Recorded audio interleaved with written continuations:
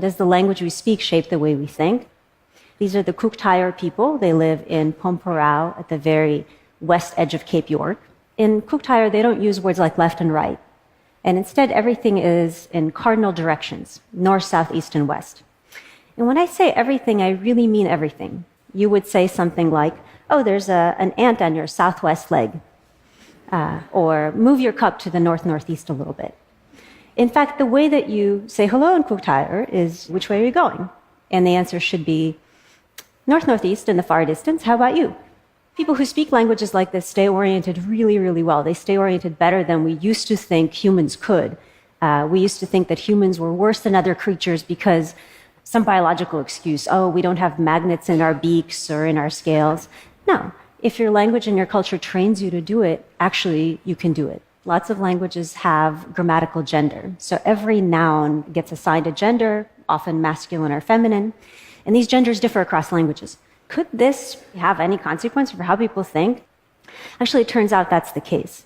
So if you ask German and Spanish speakers to, say, describe a bridge, like the one here, bridge happens to be grammatically feminine in German, grammatically masculine in Spanish. German speakers are more likely to say bridges are beautiful, elegant, these stereotypically feminine words, whereas Spanish speakers will be more likely to say they're strong or long, these masculine words. Languages also differ in how they describe events. In English, it's fine to say, he broke the vase. In a language like Spanish, you might be more likely to say, the vase broke, or the vase broke itself. If it's an accident, you wouldn't say that someone did it. In English, quite weirdly, we can even say things like, I broke my arm.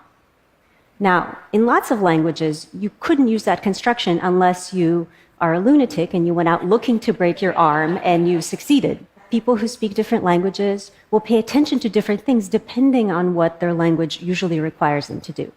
And that gives you the opportunity to ask, why do I think the way that I do? How could I think differently? And also, what thoughts do I wish to create?